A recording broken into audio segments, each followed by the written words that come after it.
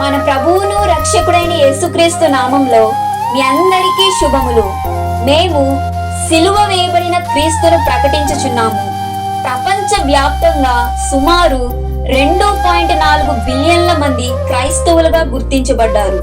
యేసు జీవితం, మరణం, పునరుద్ధానం ఎంతో మందిని ప్రభావితం చేసింది.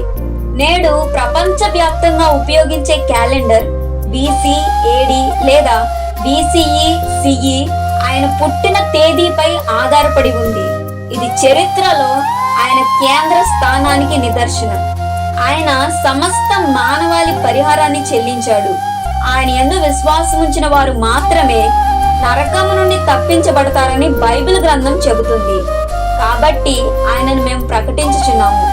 ఎవరూ నశించిపోకుండా ఆయన బోధించిన సత్య మార్గంలో నడిచి దేవుని రాజ్యంలో చేరాలని ప్రార్థిస్తున్నాను. ఆమేన్.